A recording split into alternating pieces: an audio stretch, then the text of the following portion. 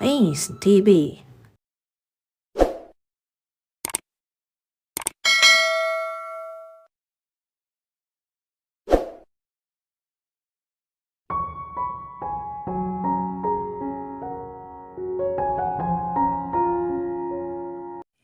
Will you marry me? Tanong ni Lucas habang nakaluhod sa harap ni Amanda at sinisika patatagin ang boses. Sa kabila ng ilang buwan na pagpapatunay ni Amanda ng pagmamahal sa kanya, kinakabahan pa rin siya. Mahal siya ng dalaga o araw-araw iyong sinasabi ni Amanda sa kanya. Pero ramdam niyang parang may kulang sa relasyon nila. Gusto niyang gawan ng paraan iyon. Walang pag-alinlangan tumayo si Amanda. Maluha-luha ang mga mata. Nang isuot ni Lucas sa dalaga ang singsing, ay lumuhod din ito at niyakap siya. Hinalikan siya sa mga labi na para bang sinisiguro na mararamdaman talaga niya na sincere ito sa pagsang-ayon sa proposal niya. Mahal na mahal kita, Lucas. At maraming salamat. Ako ang dapat na magpasalamat sa iyo, Amanda. Inintindi at minahal mo ako sa kabila ng lahat. Hinawakan nito ang kanyang pisngi. You deserve it. Deserve ko nga ba? Ilang beses na itinanong iyon ni Lucas sa sarili. Lalo nang magsimula silang mag-live-in ni Amanda, 5 buwan na ang nakakaraan. Sa loob ng mga buwan na iyon, napatunayan ni Lucas kung gaano siya kamahal ang dalaga. Marami itong isinakripisyo para sa kanya. Sumama ito sa kanya sa iba't ibang panig ng mundo at iniwan ang komportabling buhay sa Pilipinas. Jet setter siya dahil sa trabaho bilang modelo, kaya hindi rin makapiling ni Amanda ang ama na nag-iisang pamilya nito. Lahat ng mga iyon ay tinitiis ng dalaga para sa kanya. Pero hindi pa iyon ang lahat ng sakripisyo ni Amanda. Alam ni Lucas, ang pinakahuling sakripisyo nito ay ang pinakamabigat. Tiniis ni Amanda na mawalay sa kanya si David. Si David na masasabi niyang higit pa sa kapatid ang turing ni Amanda. Gusto kong maging tapat ka sa akin, Amanda. Kumunot ang noo nito. Sa tingin mo, nagsisinungaling ako sa iyo? Hindi pa ba sapat ang 5 buwan na magkasama tayo para magtiwala ka sa akin ng gusto? Pero masaya ka ba sa piling ko? Masaya ka ba talaga? Nang nawalan ng kulay ng mukha ni Amanda, ay sandaling natigilan si Lucas. Amanda. Huminga muna ng malalim si Amanda. Pagkatapos ay kiming ngumiti. Mahal kita. Mahal na mahal. Alam mo naman yun, di ba? Napatunayan ko na sa iyo sa loob ng 5 buwan. Hindi ko maisip ang mga sandaling mawawala ka sa piling ko. Hindi ko kaya mabuhay nang wala ka, Lucas. Pero kagaya ng mga gusto mo, gusto ko rin maging tapat. Masaya ako sa piling mo. Pero may kulang. At alam mo kung ano yun. Alam mo kung sino iyon.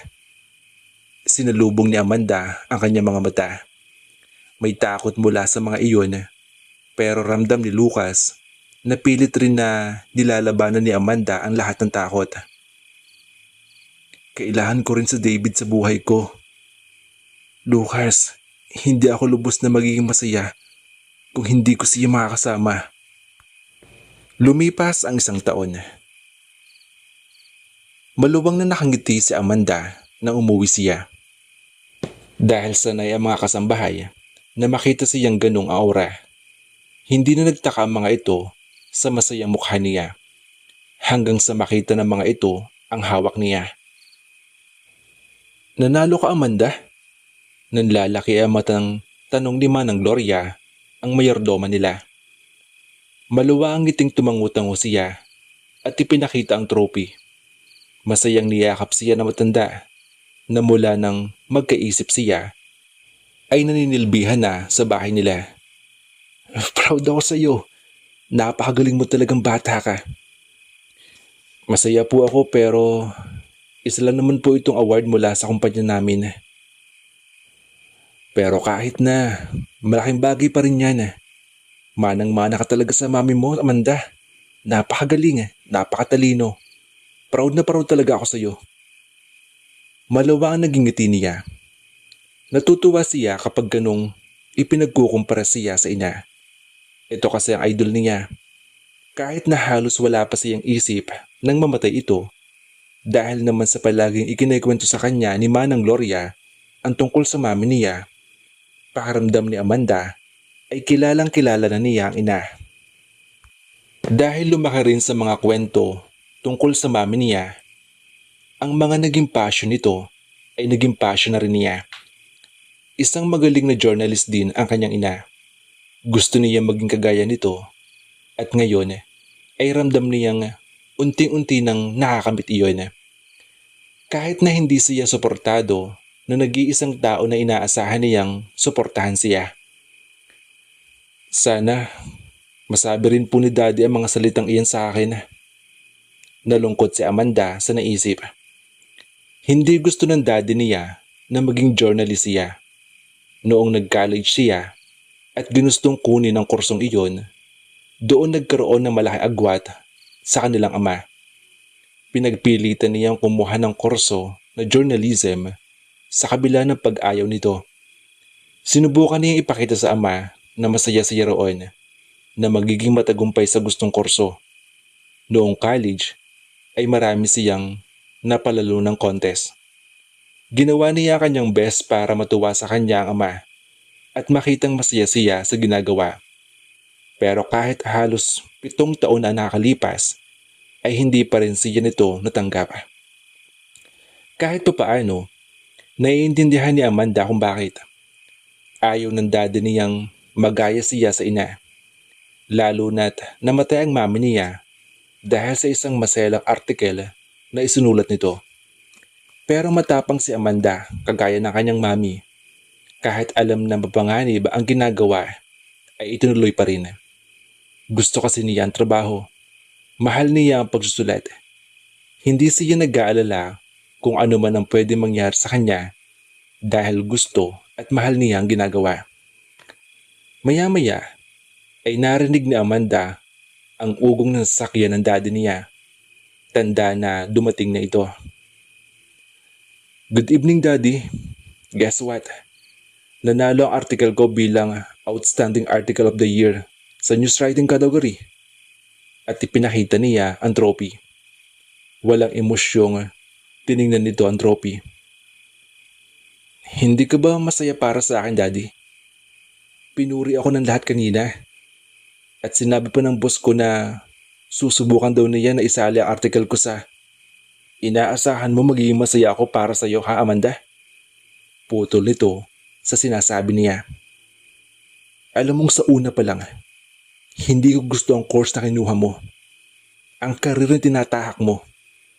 At kahit ano pang award ay pakita mo sa akin, hindi magbabago ang isip ko. Matigas na sabi nito. Saka tiningnan ng masama ang mga kasambahay. Dahil nahiya ang mga ito, umalis sa mga kasambahay sa harapan nila. Napabuntong hininga si Amanda. Ano pa po ba ang kailangan kong gawin para tanggapin ninyo ang gusto ko, Daddy? Para mapasaya ko kayo. Ang maibalik ang relasyon natin, Daddy. Ano po? Give up your job. Wala pa rin emosyon, sabi nito. Pero Daddy, mahal ko po ang trabaho ko. Bigyan niyo po ako ng isang opsyon at susubukan kong... David. Putol ito sa sinasabi niya. Alam ni Amanda ang ibig nitong sabihin. Kaibigan ko po si David. Lahat ng mga tao na makakita sa inyo kapag magkasama kayo, hindi iisipin na magkaibigan lang kayo, Amanda. Hindi lang ang daddy ni Amanda ang nagsabi at naghinala tungkol sa closeness nila na kaibigan. Pero ayaw nitong maniwala.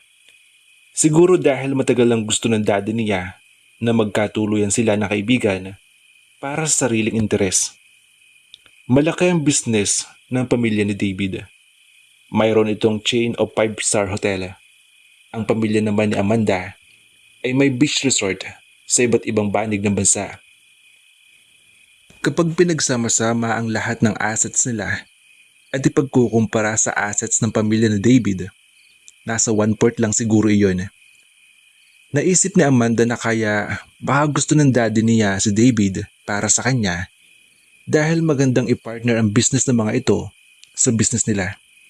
Mas magkakaroon kasi ito ng kasiguruhan sa partnership na iyon kung sakaling magkakatuluyan sila ni David. Successful naman po ang business natin, di ba? At kung kailangan nyo ng tulong, kahit akong kausapin si David. Magkaibigan din po kayo ng daddy niya, di ba? Magkaibigan ng mga pamilya natin. Bakit kailangan pa mangyari sa isang bagay na ipinagbabawal? Kung ganun, hindi mo talaga ako makakayang mapasaya. Sa halip ay sabi ng daddy niya at iniwan na siya. Huminga ng malalim si Amanda. Naiiyak at nangihina siya. Bigo na naman siya. Dapat ay masanay na siya, pero hindi pa rin niya maiwasang masaktan. Kailan ba siya maiintindihan ng ama? Ginawa niya ang lahat para maging magaling para makita ng ama na may mararating siya sa pamagitan niyon. Pero hanggang kailan ba siya susubok at masasaktan? Kailan ba nito makikita na hindi niya kayang bitawan ang pagiging manunulat dahil nasa dugo niya iyon? Kung aalisin iyon sa kanya, ay parang inalis na rin ang dugo sa katawan niya.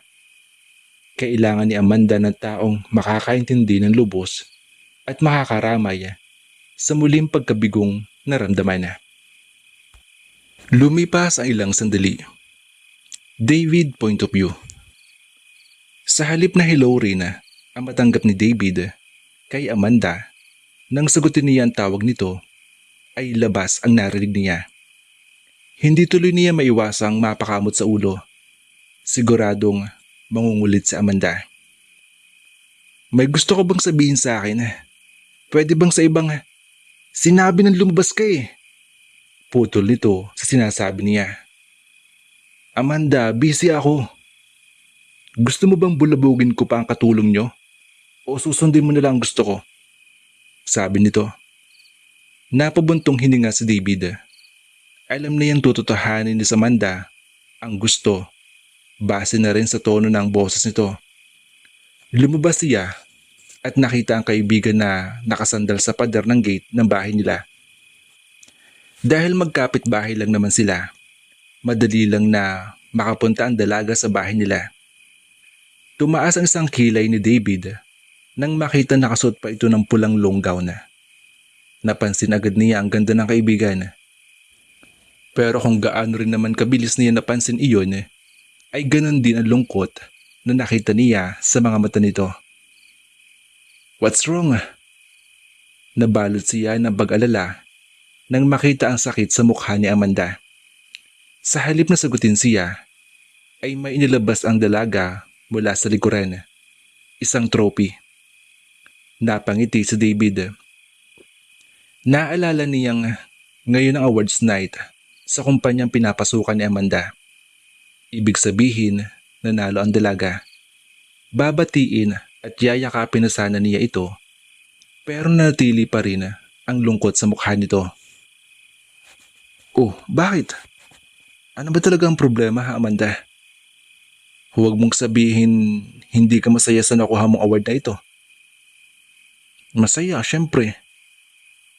Pero si Daddy, kinagat nito ang ibabang labi para pigilan ang pag-iyak. Naiintindihan ko, sabi niya. Hindi na nito napigilan ang pag-iyak. Sorry kung kailangan kitang abalahin, David. Ang bigat-bigat lang kasi talaga na pakiramdam ko eh. Niyakap niya ang dalaga. Okay na, sorry na rin. Oo. Abala ako ngayon pero hindi na yun mahalaga. Kailangan mo ako ngayon. Mas mahalaga yun. Mas mahalaga ka sa akin kaysa sa mga trabaho na yun. Mas matanda siya ng 3 taon kay Amanda. Sa kabila niyon ay naging matalik sila magkaibigan. Bukod doon Pareho silang nag-iisang anak na kanilang mga magulang na magkakaibigan din. Madalas na sa bahay nila si Amanda na labis na kinagigiliwan ng kanyang mga magulang. Frustrated kasi ang mga ito na magkaroon ng anak na babae. Nagkaroon kasi ng komplikasyon ang mami niya nang ipanganak siya kaya naging infertile na. Si David naman ay malapit sa daddy ni Amanda. Pakaramdam nga niya, gusto nitong higit sa pagkakaibigan ang maging ugnayan nila ng dalaga. Pero madalas ay binabaliwala lang niya iyon. Kaibigan lang niya si Amanda. Matalik na kaibigan. Alam ni David ang hindi maayos na relasyon ni Amanda sa ama na pilit nitong inaayos. Kahit siya ay ilang beses na rin kinausap ang daddy ng kaibigan para ayusin ang problema. Pero nanatiling sarado ang isip na matanda. Sa ngayon ay may isa lang na magagawa si David para sa kaibigan. Ang damayan ito. Lumipas ang mahabang oras. 3:00 na nang makabalik si David sa bahay. Antok at pagod na siya. May pasok pa siya mamayang 9:00. Hinintay pa kasi niya makatulog si Amanda at masigurong maayos na ito bago iniwan. Sir, akala ko nalingat lang ako sa pagdating ninyo. Iyon po pala, talaga ay hindi pa kayo nakakabalik. Sabi ng guard nila. Galing ako na Amanda. Sa backdoor sa kusina siya dumiretso. Iyon lang kasi ang pinto sa bahay nila na may nakatagong susi sa labas. Pero kahit nakuha na ang susi sa taguan, ay hindi na rin niya kailangan gamitin iyon dahil nakabukas na ang pinto. At nakita niya ang isang hindi kilalang babae na nasa tapat ng nakabukas na ref. Nagulat ang babae nang makita siya. Maging si David ay nagulat din. Pero mas ikinagulat niya ang kakaibang reaksyon ng kanyang puso habang nakatitig sa babae. Cute ito, bilugan ang mga mata, matangos ang ilong, at kahit madaling araw na ay mapula pa rin ang mga labi. Nakakatuwa rin tingnan ang makipot nitong bibig na nakanganga dahil sa gulat. Maliit ang katawan ng babae at sa tansya niya, aabot lang hanggang sa balikat niya ang tangkad nito. Bahagyang magulo pa ang pagkakatali ng buhok at parang maitim sa ilalim ng mga mata. Pero sa kabila ng kakaibang paghangang nararamdaman, nagawa ni David na paganahin ang matinong bahagi ng isip. Sino ka? Tanong niya. Julia point of view. May isasagot si Julia sa tanong ng lalaking nakahuli sa kanya. Pero natatakot siya na kapag nalaman nito ang katayuan niya sa bahay na iyon at ang dahilan kung ano ang kanyang ginagawa, alam niyang lagot siya. 3:00 na madaling araw, pero dahil nagugutom, sinubukan niya maghanap ng pagkain. Bagong dating lang siya sa bahay ng mga Tolentino. Ang pamilyang matagal-tagal na rin pinagsisilbihan ng tatay niya bilang driver. Dahil 1 linggo na lang at malapit na siya mag-board exam, napagdesisyon na ng kanyang mga magulang na papuntahin siya ng Maynila. Mahirap kasi mag-self-study sa bahay nila sa Bulacan dahil may 2 kapatid pa siyang mas bata sa kanya. Special child pa ang isa at palaging gusto na naririto siya sa tabi nito. Kailangan ni Julia na mag-concentrate at sinuhestyon ng tatay niya na doon muna siya tumuloy sa Manila. Tumitira ang tatay niya sa bahay ng employer nito pero mabait naman daw iyon. Nang sabihin ng tatay niya sa amo nito ang tungkol sa sandaling paninirahan niya sa bahay, wala raw pagdalawang isip na pumayag ang mga ito. Pagkatapos ng board exam ay aalis siya. Maayos kay Julia ang plano, pero mahihirapan pa rin pala siya na mag-adjust. Papaano kasi? Sanay siya na kapag nagutom ay kakain na lang basta. Maghahalongkat sa rep ng kahit anong makakain para masatisfy ang tiyan.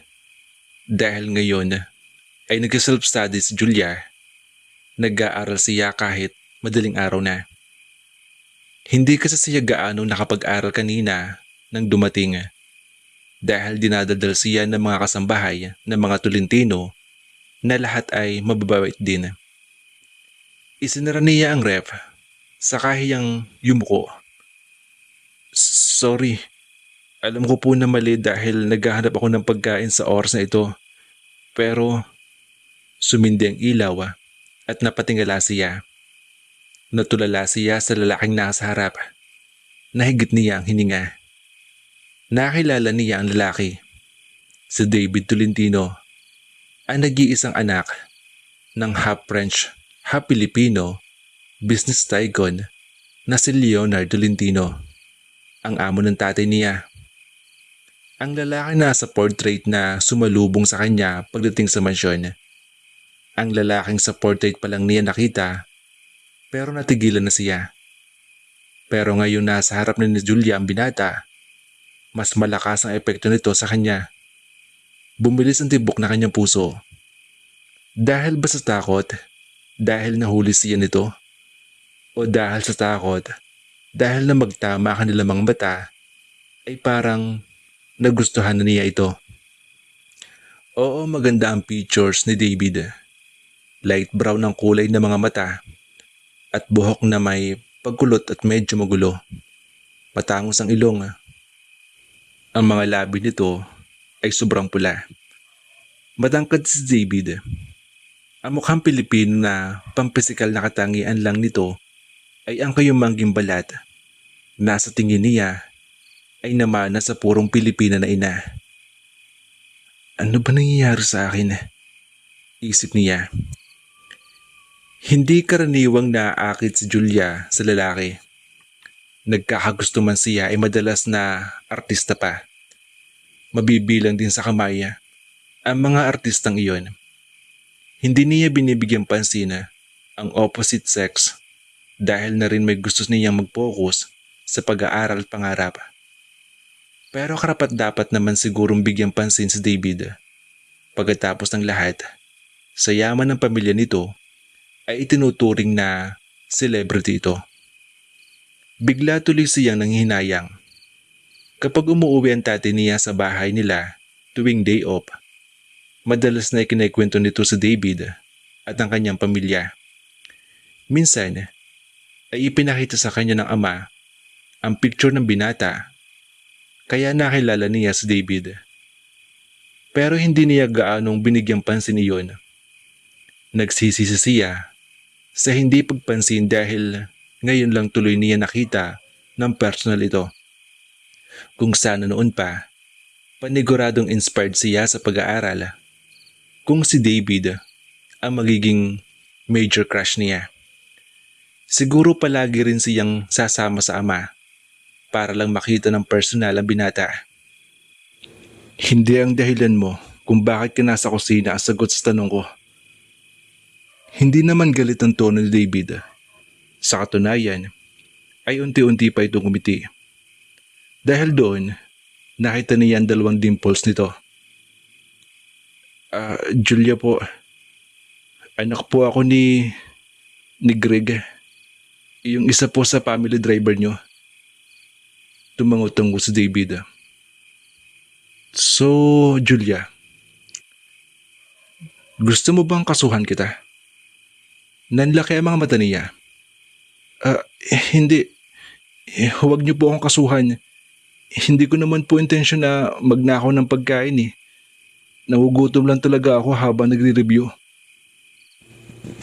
Kakasuhan kita dahil sa katakawan. Pero sa tingin mo, may ganun ba talagang batas sa Pilipinas? Tumawa si David. I'm sorry.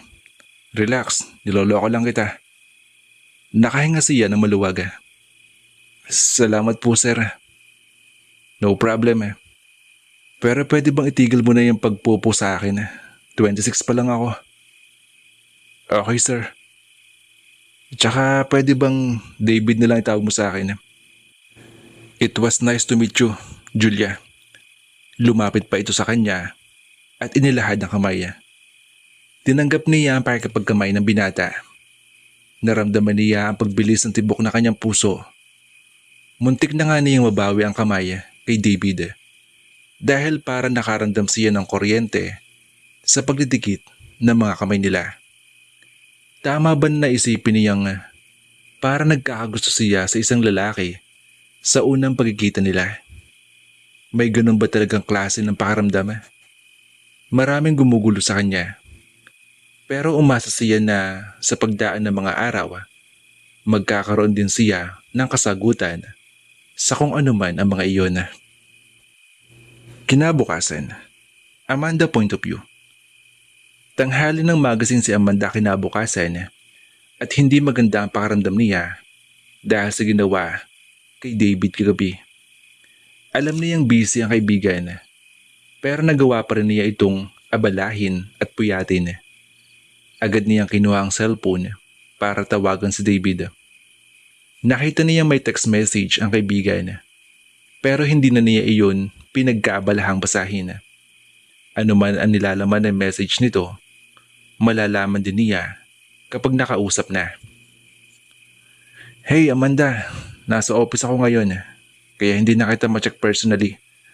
But I hope you're fine now na. Sabi ni David nang sagutin ang tawag. Okay na ako. Salamat ng marami sa iyo. No problem. Ano pa't best friend kita, di ba? Bagay ay kinagulat ni Amanda na parang masigla si David. Kagaya niya ay puyat ito. Dapat ay pagod ang boses ng kaibigan. Mahalata naman niya iyon. Pero malayo sa pagod ang boses nito. Kahit na inabala kaya kita kagabi, nakakahiya. Naiintindihan ko, hindi naman minsan na para kang nawawala sa sarili mo kapag relasyon ng daddy mo pinag-uusapan. Pero kahit na, I'm really sorry. Hindi dapat kita inabala ng ganun. Lalo na sa mga panahon ngayon. Ayos lang Amanda. Sa tingin ko nga, nakabuti pa para sa akin ang nangyari kagabi. Nag-inspired lalo ako magtrabaho. Anong ibig mong sabihin? May kakaiba. Sinabi ni David na inspired ito. And he sounded in love. Pero kanino? Mamaya na akong papaliwanag sa'yo. Medyo mahabang kwento eh. Mas maganda rin na pag-usapan ng mga ganitong bagay personal. Sa ngayon, marami pa akong kailangang asakasuhin. Sige na, bye. Nagpaalam lalaki sa kanya. David point of view. Hindi napigilang matawa ni David habang nakikinig sa kanta sa radyo ng kotse habang pauwi galing opisina. Hindi niya alam kung anong title ng kanta, pero ang lyrics ay parang kumakanta rin sa kanyang puso. Ganun-ganun ang nararamdaman niya at gustong itanong kay Julia. At nasasabik na siyang makita ang dalaga. Kahit abala si David sa trabaho, hindi mawala-wala sa isip niya si Julia. At dahil doon, sa kabila ng puyat kay Amanda kagabi, masigla pa rin siya. At ngayon na dapat ay talagang pagod na, maisip lang makita si Julia, ay lumalakas sa siya. Gusto niya makitang muli ang magandang mukha ng dalaga na kanina pa ginugulo ang isip niya sa magandang paraan. Kaya na makauwi sa bahay, ay dumiretso agad si David sa kusina. Umaasa siya na dahil doon sila una nagkita, ay naroon din si Julia. Hindi naman siya nagkamali. Hindi pa man tuluyan nakakapasok, ay nakita na niya ang dalaga roon. Nakikipagkwentuhan sa iba pang mga kasambahay. Nakaramdam na agad ng contentment si David. Makita lang ang mukha ni Julia. Hindi kagaya kagabi. Maayos na ang mukha nito. Nakapusod ng maayos ang may kahaba ang buhok at simpleng t-shirt at itim na leggings ang suot. Walang kahit anong makeup. Natural na natural. Kagaya ng gusto niya sa isang babae. Natigilan si David sa naisip. kagaya ng gusto sa isang babae. Wala siyang pamantayan pagdating sa mga babae. Ang gusto lang niya ay isang taong malinis. Pero kahit kagabi na magulo ang itsura ni Julia, nasabi pa rin niya na maganda ito. Ngayon, nagkaroon na siya ng pamantayan. O baka naman wala talaga. Tangi ang pamantayan lang niya sa isang babae ay si Julia. Nagjoke ang isang kasambahay na ikinatawa ng lahat, lalo na ang babaeng pinapanood niya. Lalo na tigilan si David. Ngayon ay gusto na rin niya ang boses ni Julia. Gusto ang tunog ng tawa nito. Gusto niya ang mukha nito habang tumatawa. Parang pinapatigil niyon ang buong mundo niya. Parang gusto na lang din niyang makitawa kahit hindi naman talaga naiintindihan ng joke dahil nakapokus lang siya sa pagsilip kay Julia mula sa hindi na isarang pinto ng kusina. Dahil sa mga nararamdaman ngayon, nagkaroon si David ng isang konklusyon sa lahat. Gusto niya ang lahat kay Julia. Sir David, ano po ang sinisilip niyo dyan? Nagulat siya, lalo na makilala ang boses na nagsalita. Si Manong Grig, ama ni Julia. Pakiramdam niya ay teenager siya na nahuli ng ama na may ginagawang masama. At dahil sa pagkagulat, nawalan siya ng balanse. Sinubukan niyang humanap ng pagkakapitan at ang unang nahagip ng kamay niya ay ang pinto sa harap. Pero dahil hindi naman nakalapat iyon, ay lalo lamang siyang napahamak sa nagawa. Nadagpuan na lamang ni David ang sarili pagkatapos niya manghuli ng tingin mula sa pagsilip sa bahagyang nakabukas ng pinto. Ngayon ay nanguhuli na siya ng isda sa sahig.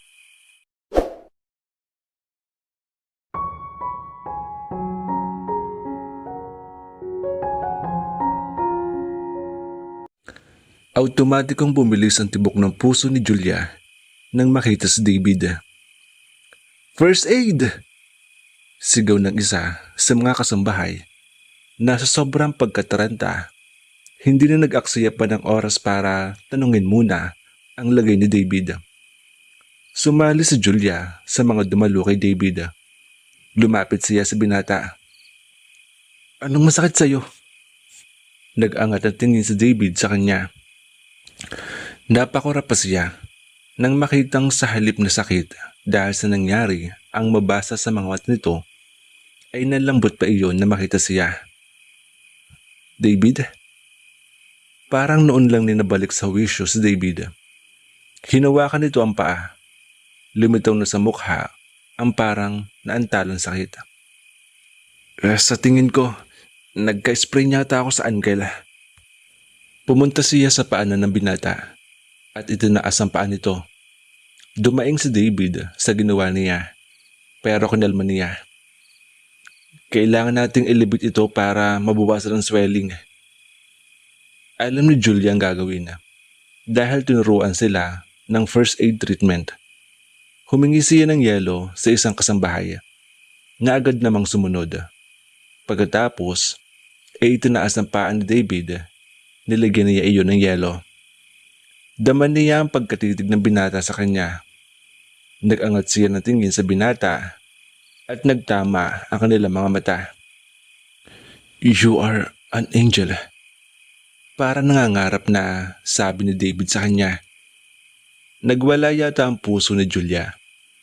Pero kagaya kanina, pilit niyang kinalma ang sarili. Sinabi man sa kanya ng ama na mabait ang pamilyang pinagsisilbihan nito, iba pa rin ang kilala niya mismo. Paano kung babaero pala si David at nakipag-flirt lang sa kanya? O kaya may girlfriend na, hindi malabo, napakagwapo nito at sa katayuan sa buhay, malabong walang grupo ng mga babaeng naghahabol dito. Napakaraming posibilidad. Nainis bigla tuloy si Julia sa sarili dahil sa mga naiisip. Tumikhim siya. Isipin mo na lang na ganti ito sa ginawa mo sa akin kagabi. Walang problema ang tungkol doon. sabi ni David at nanatili pa rin nakatitig sa kanya. Bahagya na siya nakaramdam ng pagkailangan. Napatingin siya sa paligid at nakitang maging ang mga kasama nila sa kusina ay nakatingin din sa kanila. May kakaibang kislap sa mga mata. Malisyosa at maloloko ang mga ito. Nabasa na agad ni Julia ang mga nasa isip ng mga kasama, kaya bigla siyang lumayo sa binata. Julia, wait. Kung ganun, magkakilala na pala kayo ni Sir, Julia? Sabi ng Bisaya at pinakamaloko sa lahat ng mga kasambahay na si Mela. Si David ang sumagot sa tanong. Sa kabila ng tinamong sugat, masigla pa itong nagkwento. Doon tuloy lalo nagkaroon ng kulay ang tingin ng mga tao sa kanilang dalawa. Aba, at nagkaroon ng ganang something sa inyo na rin si Julia, Sir David? Sabi naman ng batanggay niya na si Minda. Tumingin sa kanya si David, pero hindi makapagsalita si Julia, lalo na nang mapatingin siya sa kanyang tatay. Hindi niya mabasa ang emosyon sa mukha nito, pero nagsiguro na siya. Tumayo na siya at nag-excuse na aalis na sa lugar para maiwasan ang ganung usapan. Nasa harap sila ng kanyang ama. Tinulungan lang niya si David, pero hindi niya ginawa iyon para pag-usapan. Hinayaan naman siya ng mga ito na umalis. Naglalakad siya pabalik sa kwarto nang maramdaman na sinundan siya ng tatay niya. Kaya nahulog si Sir David sa sahig ay dahil may sinisilip siya sa kusina. Ngayon ko lang nakita na sinisilip ni Sir David ang mga kasambahay. Madalas kasi ay dumediretso na siya basta roon kung gusto niya makapagkwentuhan. Natigilan si Julia. Nilingon niya ang ama na wala pa ring emosyon ang mukha. Gustong malaman ni Julia ang isipan ng tatay niya tungkol sa sitwasyon. Pero minabuti na lang na huwag palakihin iyon. Bukod kasi sa natatakot sa isasagot ng kanyang ama, hindi naman ang paghahanap ng pag-ibig ang ipinunta niya sa lugar. Mas mabuti kung ipopokus na lang niya ng tuluyan sa pag-aaral ang isip niya kaysa ang asikasuhin ang nagugustuhan man na damdamin sa puso. Kinabukasan, bilang pasasalamat sa pagbigay ni Julia ng first aid kay David, ay pinadalhan siya nito ng bulaklak. Hindi minsan na nakatanggap si Julia ng bulaklak mula sa isang lalaki. Sa edad niyang 20, marami na rin ang nagtangkang manligaw sa kanya. Pero sa kabila ng mga ipinapakita ng mga ito sa kanya, hindi niya gustong intindihin ang mga ito. Bukod kasi sa gusto lang niyang ituon ang sarili sa pag-aaral, wala rin siyang nararamdaman na espesyal sa mga lalaki. Pero iba ang sitwasyon ngayon. Gusto niya si David. Maaaring mabilis ang lahat, pero ramdam ni Julia na may kakaiba sa binata. Dahil kung wala, bakit hindi niya magawang disiplinahin ang sarili? Nang matapos sa pag-appreciate ng mga bulaklak, ay nakita niya ang isang card na kabit roon at binasa iyon. Tell me how about the flowers. Ito ang number ko. Tumaas ang kilay ni Julia. Paraan ba iyon ni David para makuha ang number niya? Pero itinext pa rin niya ang binata at sa halip na mag-reply ay tinawagan siya nito. Hello? Alinlangang pagsagot ni Julia sa tawag. Hey, Angel! Masayang sabi ni David. Angel, ang sarap pakinggan ng endearment na iyon. Salamat sa flowers Maganda. Sobrang na-appreciate ko. You're welcome, Angel. So, kumusta ng araw mo? Hindi ko alam kung masasagot ko ang tanong mo. Kakagising ko lang kasi. Bahagyang natawa ito. 10:00 na, pero naiintindihan ko. Malamang nagpuyat ka na naman sa pag-aaral. Ah, ikaw, kumusta ang araw mo? Eto, kompleto na kasi nakausap na kita. Nahimigan niya ang saya sa boses ni David. Automatikong nag-init ang mga pisngi ni Julia. Hindi rin siya nakapagsalita. Hey Angel, hindi mo ba nagustuhan ang sinabi ko? Hindi naman. Hindi lang ako sanay na sinasabihan ng ganyan. Kung ganun, masasabi ko na wala kang boyfriend. Wala pa yun sa isip ko eh. Kahit graduate na ako, hindi ibig sabihin nun pwede na ako mag-boyfriend. Hindi ko pa nakukuha ang pangarap ko eh. Pangarap? Ano yun? Ang maging licensed teacher. Sandaling hindi nakapagsalita si David. 1 linggo na lang at board exam mo na, di ba? Oo. Pero buwan pa rin ang aabutin bago ko malaman ang result. I see. All the best for your upcoming exam. Sabi ni David at maya-maya ay tinapos na ang tawag. Nag-aayos muna si Julia ng sarili bago ginawa ang kanyang daily routine. Ang mag-aral sa buong maghapon. Pero pagkatapos kumain ng brunch, nagulat siya na dumating si Melay at lumapit sa kanya. May dala itong isang box ng cake. Oy Julia, ang swerte mo talaga. Pinadalhan ka ni Sir David ng cake oh. Sabi nito at ibinigay ang cake. Nanlaki ang mga mata niya. Pagkakuha ng cake ay binasa niya agad ang maliit na message card na nakabit doon. I don't want to be a distraction to you, so I'm giving this cake to you as an apology. Food will help you to study harder, right?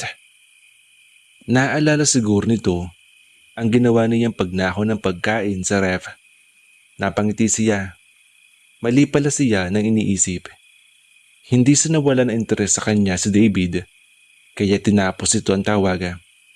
Ayaw lang siya nitong guluhin sa dapat na ginagawa niya. Concern lang ito para sa ikabubuti niya. Kaya ang saya na kanyang pakiramdama. Hindi gusto ni Julia na isipin ni David na distraction ito para sa kanya. Kaya tuwing may ginagawa ito, ay ini-entertain niya. Sinabi rin niya na hindi niya iniisip na distraction ito. Lalo lang magugulo si Julia kung gagawin niya ang unang plano na huwag nilang pansinin si David. Nag-iisang bahay sila. Hindi may iwasan iyon. Kaya sa halip na iwasan ng binata, sinubukan lang niyang alawin ang sarili kay David. After all, hindi naman talaga ito nakakagulo. Sa katunayan, kapag naiisip si David, pakiramdam niya ay nagiging inspired pa siyang lalo sa pag-aaral. Alam kasi niya na kapag nakuha niya ang pangarap, isa si David sa mga mapapasaya niya. Gusto niyang mapasaya ito. Isa pa sa dahilan kung bakit alam ni Julia na tama ang kanyang ginawa ay dahil alam din ni David ang hangganan nito. Nagkakatak sila pero kapag alam na ng oras na ang pag-aaral niya, tumitigil ito. Madalas din na hanggang text o tawag lang sila dahil kapag umaalis ito ng bahay ay tulog pa siya. At kapag dumarating naman ito ay nag-aaral siya. Paminsan-minsan ay sinisilip siya ng binata at may ibinibigay lang na pagkain kagaya ng nakakaugalian nila. Pero kapag ganun ay hindi na siya nito dadalhin pa para makapag-concentrate siya.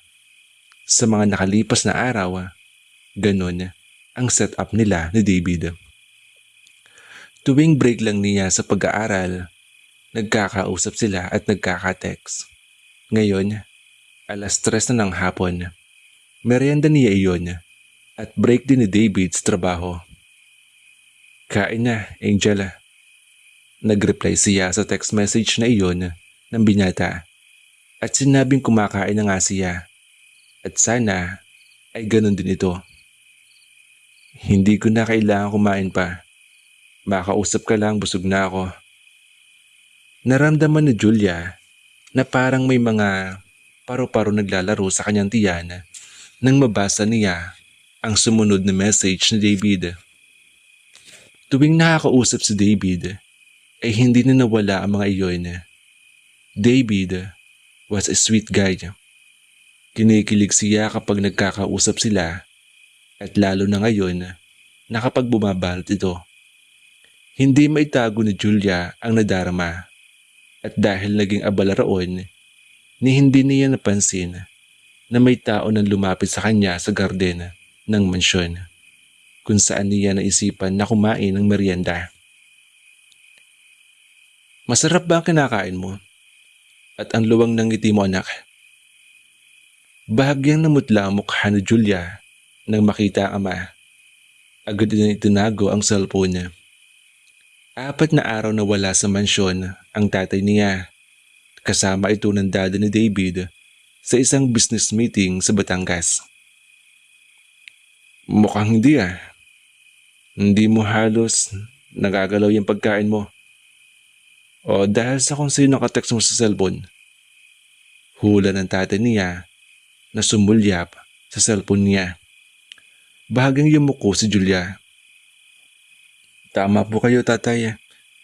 Katext ko po si David. Ngayon lang kita nakitang naging ganyan. Ganyang kasaya. Dahil lang sa may katext ka.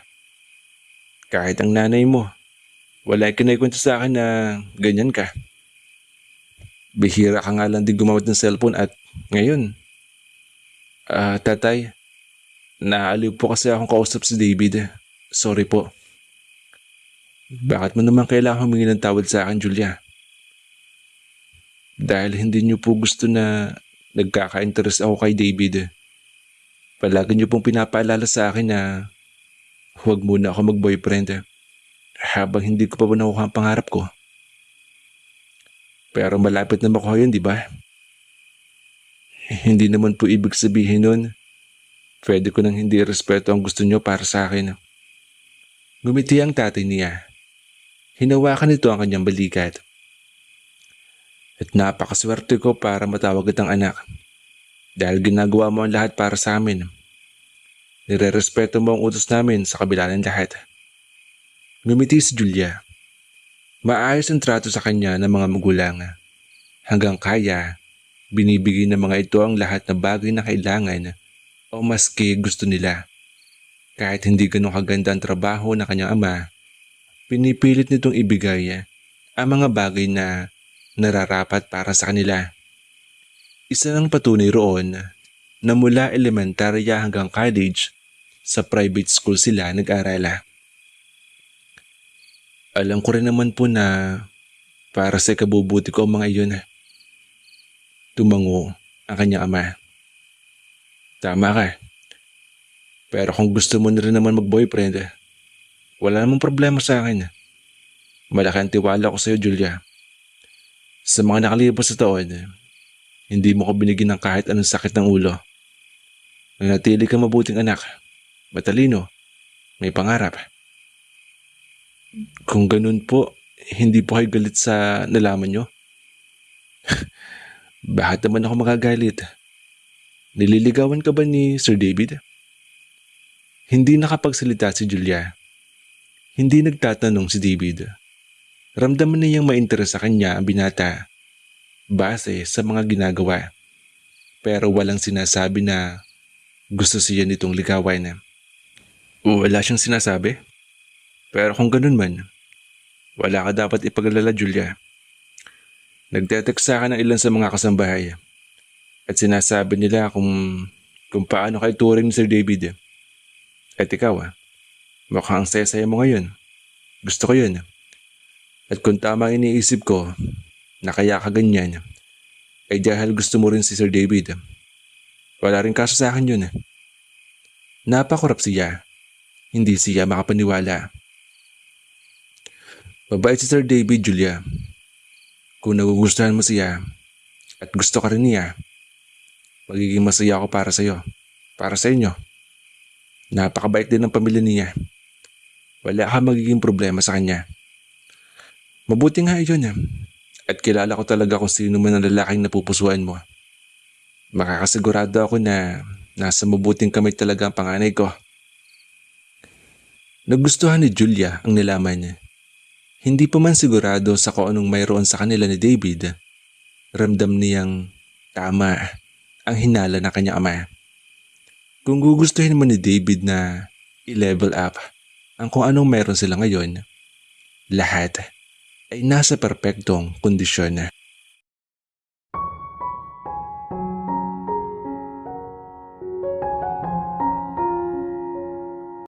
Nakikinig ka ba sa sinasabi ko, ha David? Sinadya ni Amanda na pataasin ang boses para siguradong mapapansin siya ni David. Nasa isang restaurant sila na kaibigan. Nakakaugulian na kasi nilang magkita tuwing 5th day of the month dahil itinuturing nila iyong friendship day. Pero kahit kasama niya ang kaibigan, wala naman sa kanya ang atensyon nito, kundi nasa kung sino mang ka-text nito. I'm sorry. Ano nga sinasabi mo? Ibinaba ni David ang cellphone niya. Huminga siya ng malalim. Sinasabi kong naipasa na raw ng boss ko ang article ko sa isang journalism awards na kilala sa buong mundo. Malaki raw ang tsansa na maging isa ako sa nominee at manalo sa event. Kahapon lang naman nalaman ni Amanda ang tungkol doon. At talagang nasabik siya.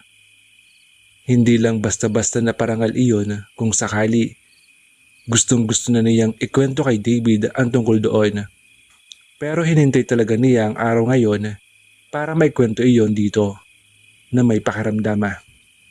Wow! Congratulations!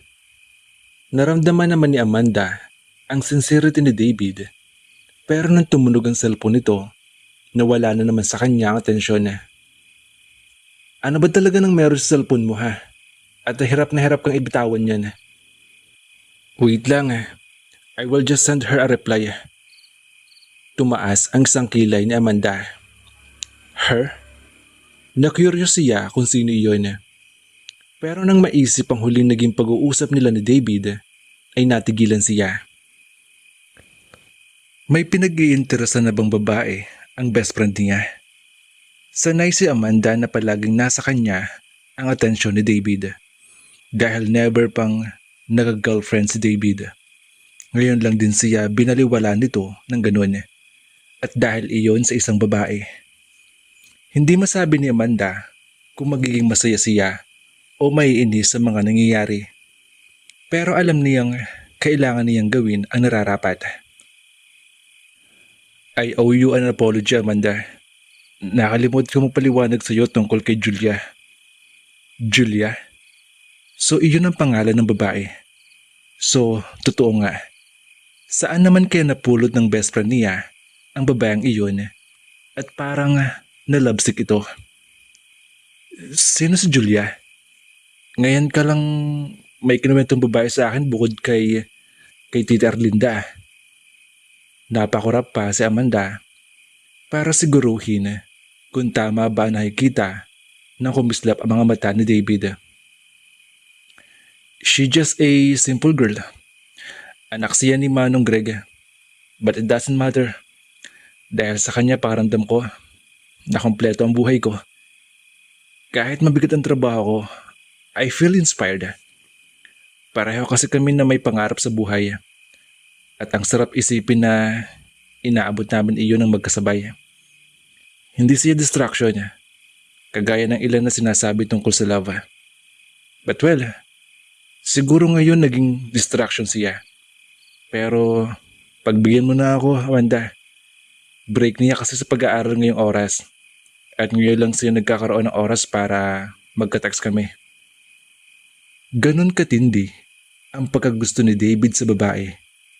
Hindi ito madalas na humihingi ng pabor sa kanya Pero ngayon, dahil sa Julia na iyon, ginawa nito. Gustong gusto ko talaga si Julia eh. I like her at first sight. And I like her more and more each day. I think she is the one. Ang saya-saya ko kapag mag-kausap kami. Kapag nasusulyapan ko siya. God, I feel sick but it doesn't matter. I think she is the one, Amanda. Sa mga idinuktong ni David, natulala na lang si Amanda. Samantala, 2 araw bago ang board exam ni Julia, ay puspusan na ang pag-aaral niya. Sinubukan niya mag-concentrate ng gusto. Ibuhos ang lahat ng mga natitirang oras sa pagre-review. Pero hindi niya lubos maisip na masisira ang lahat ng iyon nang may isang babaeng dumating sa mansyon ngayong hapon at hinahanap si David. Nalaman niya iyon dahil aksidenteng nakita niya at narinig niya ang pag-uusap nito at ng isa sa mga kasambahay. Hindi niya kilala ang babae. Pero narinig niya na hihintayin daw nito si David hanggang sa dumating ang binata. Mag-aalas 5 na dumating ang babae at madalas ay 8:00 ng gabi uuwi si David sa bahay. Maghihintay ang babae ng ilang oras para kay David. Sinabi na iyon ng isang kasambahay rito pero hindi pa rin umaalis ang babae. Hihintayin daw nito si David. Nakita pa niya na kahit iniwan na ng kasambahay ay wala pa rin itong pakialama. Komportable pang umupo sa malaking sala ng mga De La Cruz na para bang at home doon. Ramdam ni Julia na malapit kung sino man ang babaeng iyon kay David. Hindi naman niya may tanong kahit sa mga kasambahay kung sino dahil nahihiya siya. Pero sa pagdaan ng mga oras, nararamdaman ni Julia ang pagsisisi na hindi iyon ginawa. Hindi siya makapag-aral sa kakaisip kung sino ang babae. Ni hindi rin kasi niya maitanong kay David dahil ayaw niyang isipin nitong dahil lang sa nararamdaman na may gusto ito sa kanya, kailangan na nitong sabihin ang lahat sa kanya. Isama pa na hindi pa nga ito umaamin. Nagpunta si Julia sa garden ng bahay at doon na lang sinubukan mag-aral pagkatapos kumain ng hapunan. Ilang minuto pagkatapos na magpunta roon ay nakita niyang dumating ang kotse ni David. Lalo nagulo si Julia. Mula sa garden ay makikita ang malaking living room, lalo na ngayong nabuhay ang mga naglalakihang chandelier. Dahil hindi pa rin siya pinapatigil ng gulo sa kanyang dibdib, napagdesisyon na niyang sumilip. Parang natusok ang 10 karayom ang puso ni Julia sa natagpo ang eksena. Niyakap ng babae at naglambitin pa sa liig ni David. Namutla si Julia. Gusto na rin niyang maluha sa nakita. Nasasaktan siya. Pakiramdam niya ay naloko siya. Nasa na ang feeling inspired pa ako ngayong nakilala ko si David. Ilang sandali pagkatapos ay natagpuan na eksenang tumunog ang cellphone ni Julia. Nag-text si David sa kanya. Asan ka? Pwede ba kitang makausap ng personal? Kahit kaunting sandali lang. Gusto rin niyang makausap si David. Pero hindi sa panahong ito. Hindi pa niya kaya. Masyado siya nasasaktan sa sitwasyon. Pinili na lang ni Julia na huwag mag-reply. Pero hindi rin nakatulong iyon dahil ilang sandali lang nakalipas ay natagpuan niya si David sa garden. Ngumiti ito nang makita siya pero hindi niya magawang suklian. Lalo na nang makita nakakawit ang babae sa braso nito. Kinain ng selos ang puso at pagkatao niya ni hindi niya namalayan na ganun na pala katindi ang attachment niya kay David para makaramdam ng ganun. To think na halos 1 linggo pa lang mula nang magkakilala sila. Julia, sabi na't makikita kita rito eh. Masigla pang sabi ni David. Tuluyan na itong lumapit sa kanya kasama ang babae. Nang makalapit, ay bukod sa selos, nakaramdam din ng insecurity si Julia. Girlfriend talaga ni David ang babae. Napakaganda nito. Bagay na bagay ang kagandahan nito sa kagwapuhan ni David. Mukha ring mayaman, kagaya ni David. Mali siya na minsang isipin na parang wala na talagang problema sa pagitan nila ni David kung sakali. Dahil ang babaeng ito na hindi pa man niya kilala kung sino ay ramdam ng problema. I'm sorry ha. Nag-aaral kasi ako. Alam ko, pero hindi mo ba ako mapigbibigyan, Angel? Gusto ko lang ipakilala sa iyo ang isa sa pinaka-special na babae sa buhay ko. Sa sinabing iyon ni David, nadagdagan ng 100 pang karayom ang kanina lang ay 10 na nakatarak sa kanyang puso. Ngumiti ang babae at lumapit sa kanya. Inilahad nito ang kamay. Ako nga pala si Amanda. I've heard a lot of things about you from David, Julia. Nag-aalangan pa niyang tinanggap ang kamay ni Amanda. Maganda kung ganun. Iginagagala ko na makilala ka, Amanda. Grabe.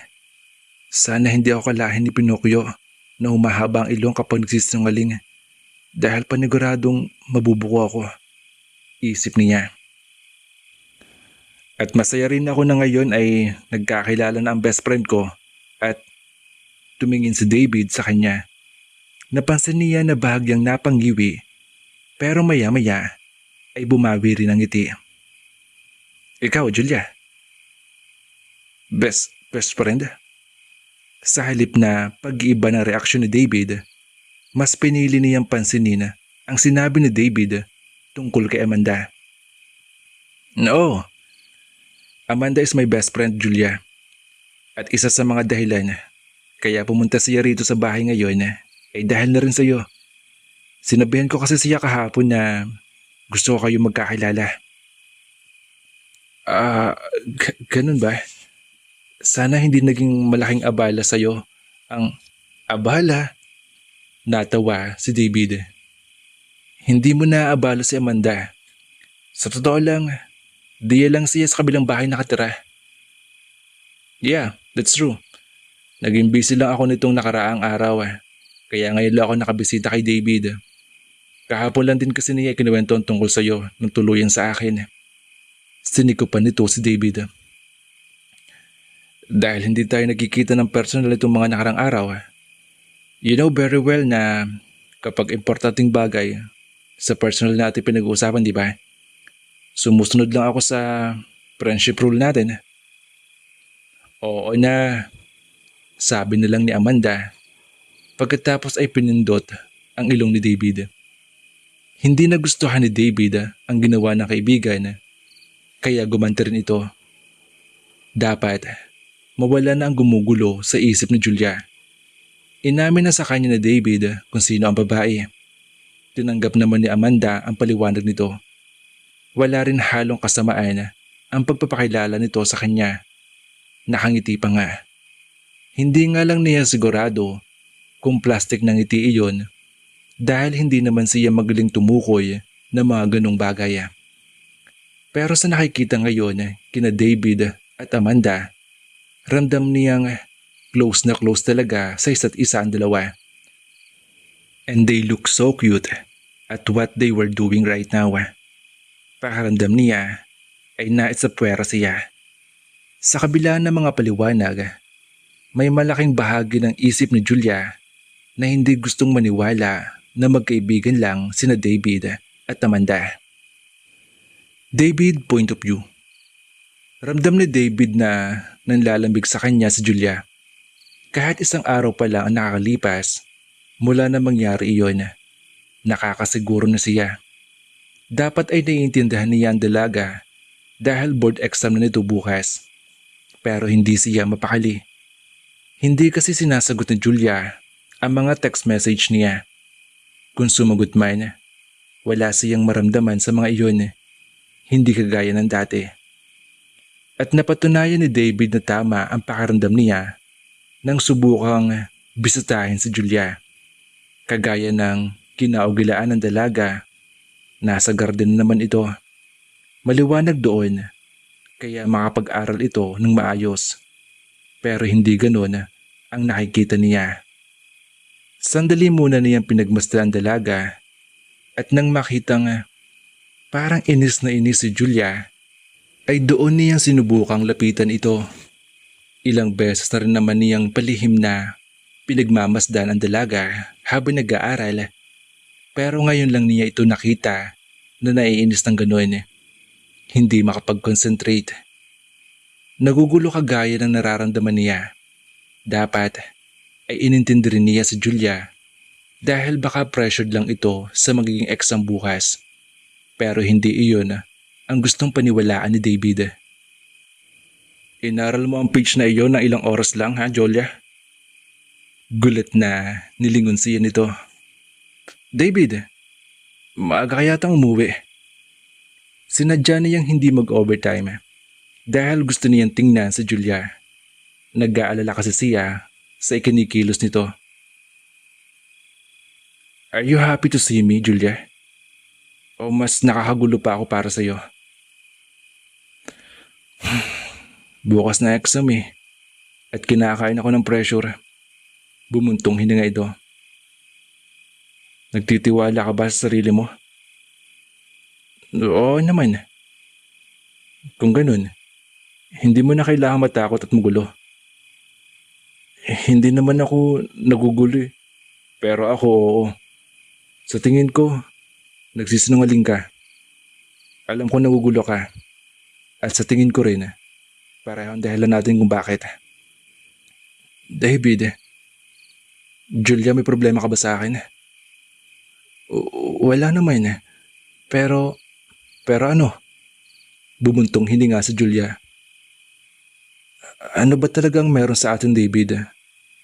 Naguguluhan kasi ako Huminga ng malalim si David. Nararamdaman mo naman, di ba, Julia? Gusto kita. Gusto mo ako, pero may mahal kang iba. Kumunot ang noo ni David. Mahal na iba? Oo. Si Amanda. Natawa si David. Sa kabila ng maraming nag-aakala na girlfriend niya si Amanda, dahil na rin sa pagiging malapit nila, ni hindi niya maisip ang posibilidad na maging girlfriend niya si Amanda. Mahal niya si Amanda at gusto niya ito, oo. Pero alam niya na hindi iyon ganun katindi para masabi na handa siya maging partner ito sa buhay. Ramdam niya na ibang klaseng pagmamahal iyon. He could do crazy things with Amanda. Pero ang makaramdam ng kahit anong romantic, wala siyang maramdaman. Ni hindi niya maisip na halikan man lang si Amanda sa mga labi. Baka kilabutan pa siya kapag nangyari iyon. Naipakilala ko na sa iyo si Amanda, di ba? Matalik na kaibigan ko lang siya. Malapit kami sa isa't isa at hindi ko itatanggi yun. Mula pagkabata, magkalala na kami. At hanggang dun lang yun. Magtiwala ka sa akin, Julia. Nanatili lang na nakatitig sa kanya si Julia. Hindi ka naniniwala? Huminga muli ng malalim si David. Okay, sige. Naiintindihan ko. Pagkatapos ng lahat, hindi ka nag-iisa sa mga hindi naniniwala. At may kasalanan din siguro ako. Hindi ko inamin sa iyo agad ang lahat bago ako makagparamdam na kung ano-ano. I didn't let you feel secured. Ni ngayon ko nga lang nasabi sa iyo ang tunay na nararamdaman ko. At inaamin ko na pagkakamali ko yun. Inisip ko kasi na pwedeng makapagpagulo pa lalo sa iyo. At kahit na sinabi mo na hindi ako distraction para sa iyo, ganoon na iisip ko. Hinawakan ni David ang kamay ng dalaga. Seryoso ako sa iyo, Julia. Bakit ko ba sabihin sa iyo na seryoso ako? Hindi ako ang taong dinadaanan palagi sa biro ang lahat. Kagaya ng ganitong bagay. I'm not a playboy. Ni hindi pa nga ako nakakaroon ng girlfriend sa edad kong ito Kaya paniwalaan mo ako. Hindi ko gustong mapahama ka. Hindi ko intensyon na saktan ka at guluhin ka. Gusto talaga kita. At sa pagdaan ng mga araw, lalo pang tumitindi ang nararamdaman ko na iyon. And with that, I have to ask you the question. Pwede ba kitang ligawan?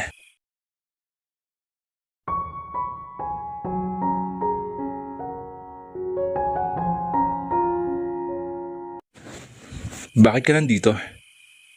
Nagtatakang tanong ni Julia nang paglabas ng exam center ay nakita niya si David.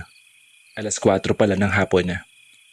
Kaninang umaga ay sinimula ng binata ang panliligaw sa kanya. Pinadalhan siya nito ng bulaklak sa kwarto at inahatid pa sa exam center.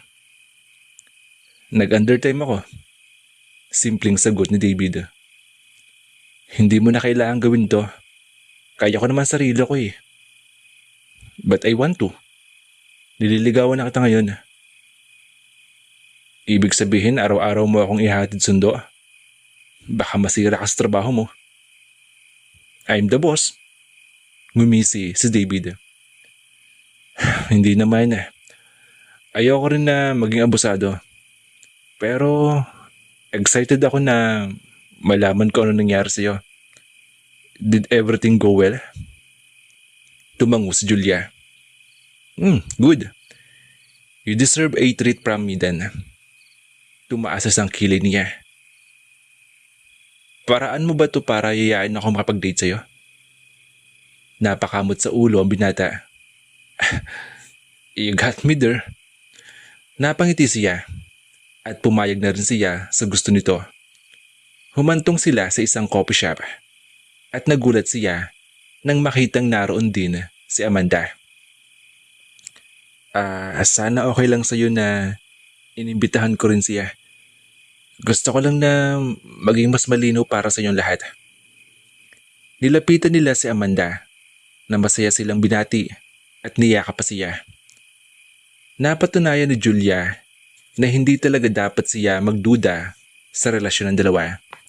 Dahil kung may namamagitan man sa mga ito, hindi ba dapat ay galit si Amanda sa kanya? Pero nagagawa pa siya nitong batiin ng gano'n. Magkaibigan lang talaga kaming dalawa ni David, Julia. Though, naiintindihan ko naman kung bakit hindi mo agad iyon paniwalaan eh. Hindi ka nag-iisa, sabi ni Amanda. Iyon din ang sinabi ni David. Masyado kaming malapit sa isa't isa minsan. Nagiging problema talaga iyon. Pero umaasa ako na magiging maayos din lahat. Kung pwede nga sana ngayon na. Inistorbo pa kasi ako nitong si David para patunayan sa'yo na hindi totoo ang akala mo. Nahiya si Julia. I'm sorry. Hindi ko intensyon na.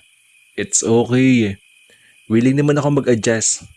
Isa pa, gusto ko rin kitang makilala ng lubos. At sa pamamagitan ng date na ito, I think magkakaroon ako ng pagkakataon. Hindi kagaya ng nangyari kagabi. Of course naman, pwede naman. Naiintindihan ko na lahat ngayon, Amanda. Hindi ako galit. Nakahinga ng maluwag si Amanda. Nagsimula na silang kumain. At sa pagdaan ng mga oras, nakita ni Julia ang malaking kaibahan. Iba ang trato sa kanya ni David sa trato nito kay Amanda. Madalas na naglulukohan ang dalawa. But he just did crazy and funny things with her. Hindi kagaya ng sa kanya ay natatagpuan niyang sweet ito at romantic. Magkatabi sila sa upuan at kung todo asakasuhin siya ni David, pati ang pag-slice ng cake niya into pieces ay ito pa ang gumagawa. Gumagawa si David ng mas matinding pagpapahalaga sa kanya kaysa kay Amanda. Sa kabila ng matagal na pinagsamahan ng dalawa, mas ginusto pa siya nitong unahin kaysa sa matalik na kaibigan. At sapat na ang mga iyon para mapatunayang special siya kay David. Pakiramdam ni Julia ngayon ay namumuhay siya sa isang perpektong buhay. Pagkatapos ng board exam ni Julia, Umuwi na siya sa Bulacan. Masaya na nakaraos siya at tanging kaba na lang para sa resulta ang poproblemahin. Pero bukod doon, masasabing malungkot din siya dahil kailangan na niyang umalis sa bahay ni na David. Hindi na niya ito makikita araw-araw. Pero sa kabila niyon, hindi naman pinaramdam sa kanya ni David na kailangan talaga niyang lubos na malungkot. Araw-araw pa rin siya nitong tinatawagan at kinakausap. Desisyon ng mga magulang ni Julia na huwag muna siya magtrabaho habang hindi pa lumalabas ang resulta para daw makapagpahinga siya. 32 working days pa raw ang paghihintay ng resulta. Mahigit 1 buwan din iyon, kaya ibig sabihin ay ganun siya katagal na magiging tambay. Dahil doon, mas madalas pa kaysa dati natawagan siya ni David. Hindi na kasi siya abala dahil hindi na niya kailangan mag-aral pa.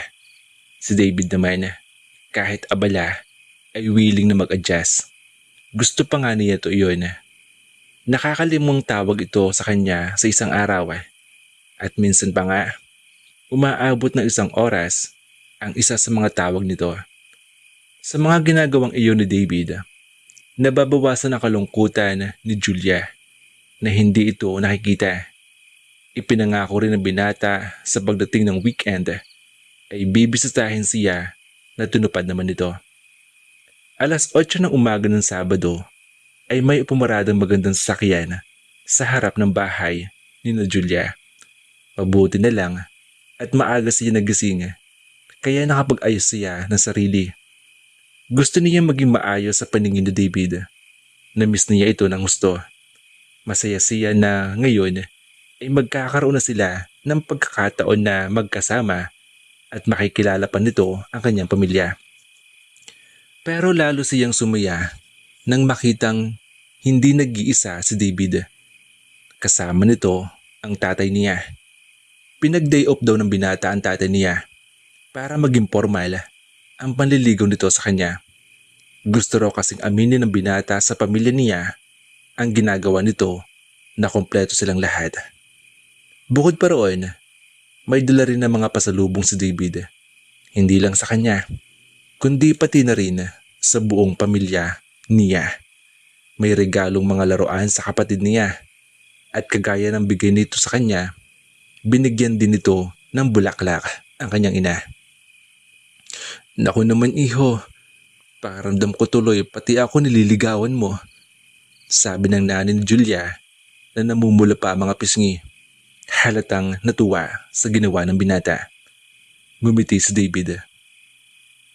Parte po ninyo si Julia. Sa tingin ko po, dapat lang na maramdaman nyo na nililigawan ko rin po kayo.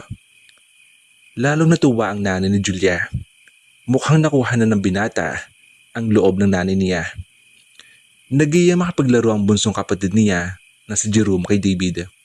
Special child si Jerome, kaya napakakulit.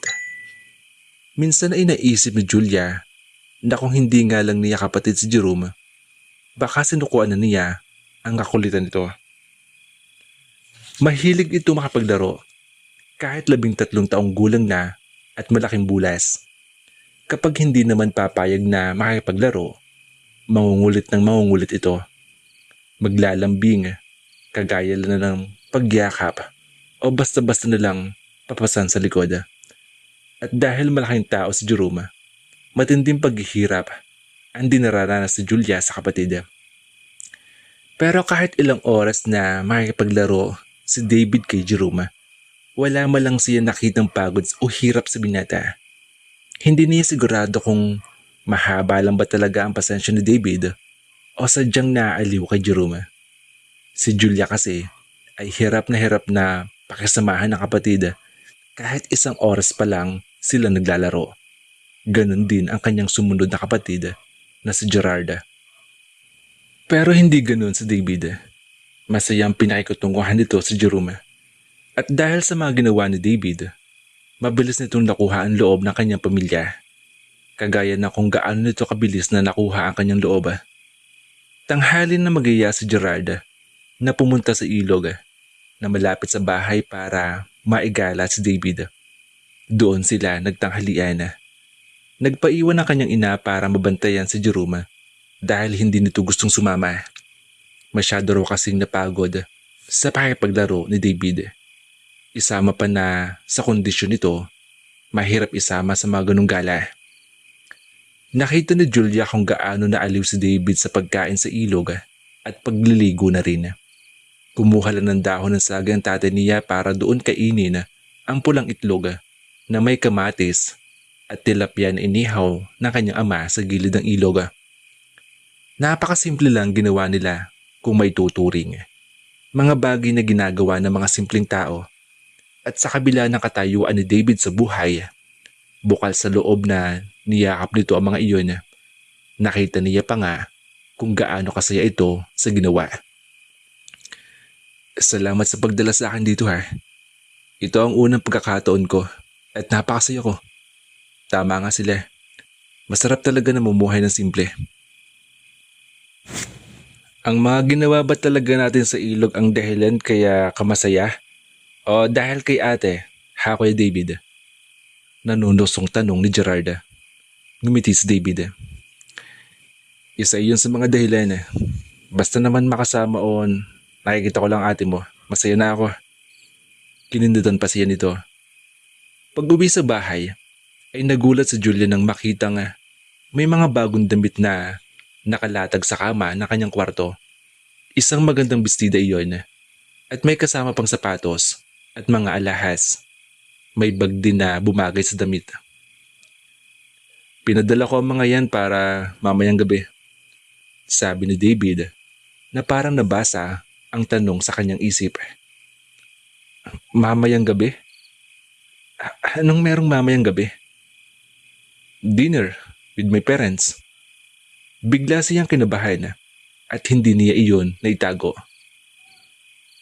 Kinakabahan ka ba? Siyempre naman, hindi ko inaasahan to eh. Nagawa ko sa mga magulang mo, Julia.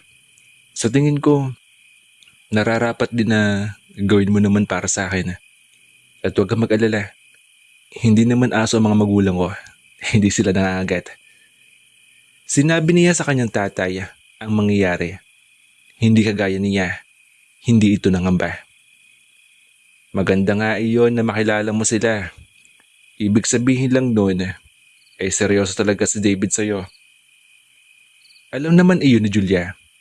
Pero unang beses na mangyayari iyon sa kanya, nakita na rin niya ang mga magulang ni David pero hindi pa nakakausap o naipapakilala man lang sa mga ito. Palagi kasing wala ito sa mga bahay. Kung nandun man, sandali lang na nanatili. Ang sabi ni David, abala ang mga magulang nito. May expansion kasi sa nangyayari sa hotels at kailangan ng presensya ng daddy ni David sa kabi-kabilang business meeting na dinadaluhan ng mga ito na kadalasan ay out of town pa. Ang ina naman nito ay palaging busy sa charity works. Ngayon lang daw nagkaroon ng libreng oras ang mga magulang ni David. Hindi ko po talaga maiwasang kabahan tay. Naniniwala po ako na mabait ang mga magulang ni David. Pero isang simpleng babae lang ako.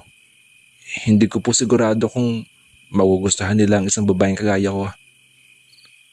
Nagustuhan ka ni David sa kabila na kung sino ka. Kaya magugustuhan ka rin ng mga magulang niya.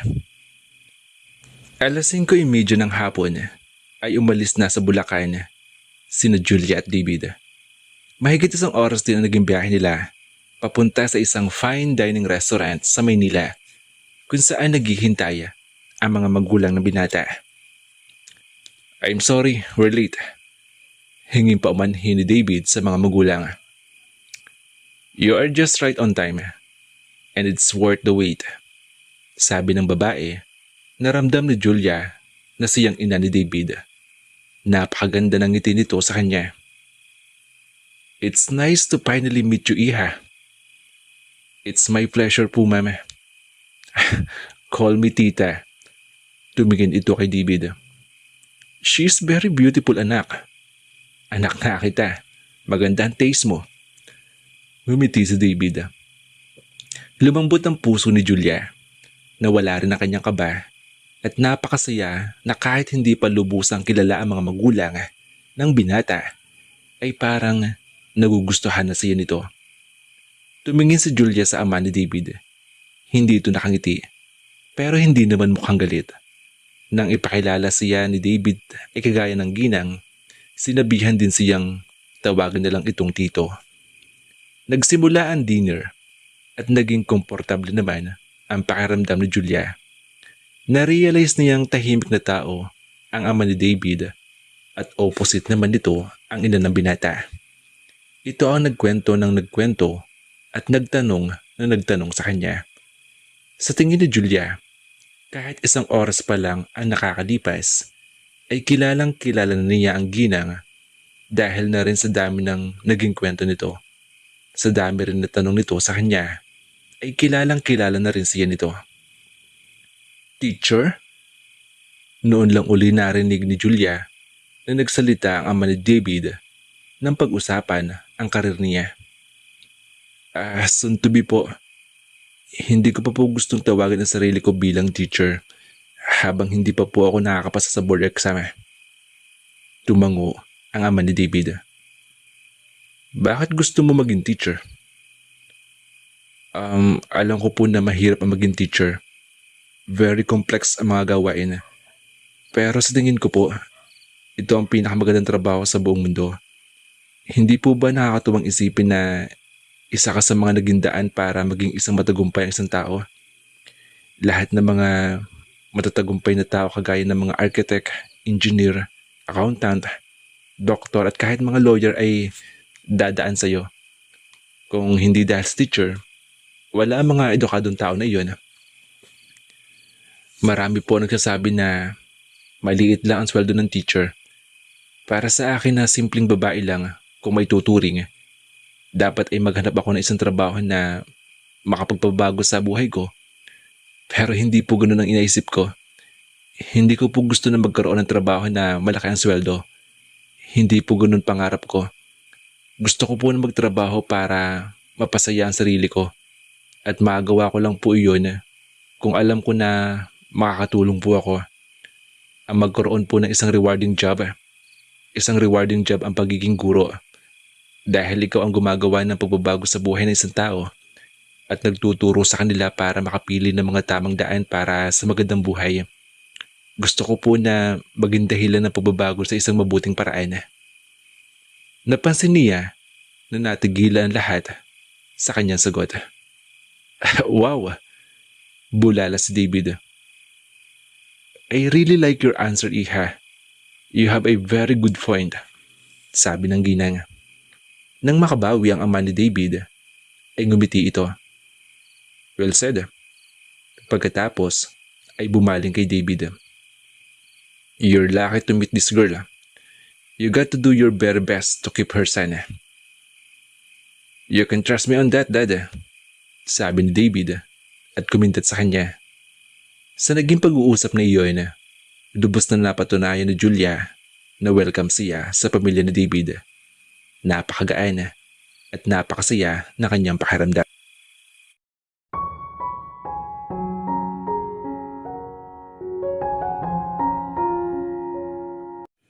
Pagkatapos ng isang linggo, ay lumabas muli sina Julia at David. Niyaya siya nitong makapag-date. Pumunta sila sa mall at doon kumain. Nanood ng sine at naglakad-lakad. 5:00 na ng hapon. Pero dahil hindi pa nila gustong umuwi para mas ma-enjoy ang isa't isa, naglakad-lakad uli sila. Sa kanilang paglalakad, ay nakarating sila sa isang beer shop at nasabik agad si Julia nang makita iyon. Natuwa kasi siya nang makita ang malaking teddy bear na nakadisplay sa labas. Napayakap siya sa teddy bear. Gusto mo? Tanong ni David. Tumango si Julia. I love teddy bears. Kung ganun, bilhin natin ang teddy bears na yan. Hindi. Hindi mo bibilhan ang teddy bears na iyon. Agad napigil niya sa binata nang akmang pupunta ito sa counter. Bakit? Di ba gustong gusto mo ng teddy bear? You look so happy. And I want to make you happier by buying that and give it to you so you can hug it forever. Masyado ka nang maraming naibigay sa akin eh. Hindi lang sa akin kundi pati sa pamilya ko. Kabibili mo lang ng mga bagong laruan kina Gerald at Jerome nung nakaraan linggo. At ngayon, bumili ka uli. Mukhang mamahalan din yung bulaklak na bigay mo. Ayoko ng ganun, David. Na-appreciate ko naman pero parang sobra-sobra na yata eh. Simpleng babae lang naman ako. Hindi ko kailangan ng maraming gamit. Oo, at natutuwa ako sa teddy bear. Pero hindi ibig sabihin nun, kailangan mo akong bilhan. Marami na akong ganito sa bahay. At kahit hindi man ganito kalaki, masaya na ako rin. Hindi dahil gusto ko, kailangan ko na makuha. Hindi naman lahat ng gusto ko kailangan eh. Mas prepare ko ang mga bagay na kailangan kaysa sa mga bagay na gusto.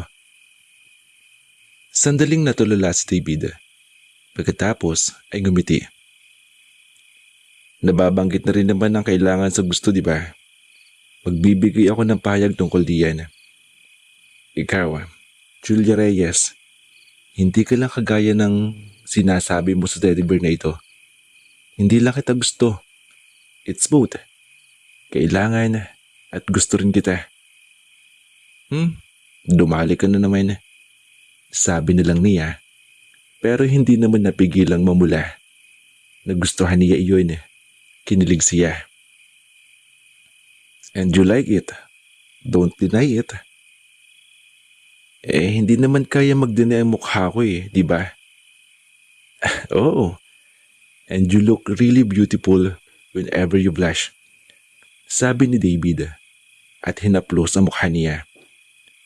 Kung nagiging PDA na sila sa pinagagawa sa loob ng teddy bear shop na iyon, ay wala nang pakialam pa si Julia. Parang may mga paru-paro na naglalaro sa tiyan niya sa hawak pa lang ni David at gusto niya iyon. Gusto ang mga pinaparamdam ng binata. Kapag magkasama nga lang sila, ay gusto pa rin niya iyon. Dumating ang 7:00 at hindi pa rin nila gustong mawalay sa isa't isa. Doon na rin sila nag-dinner para mapatagal pa ang date nila.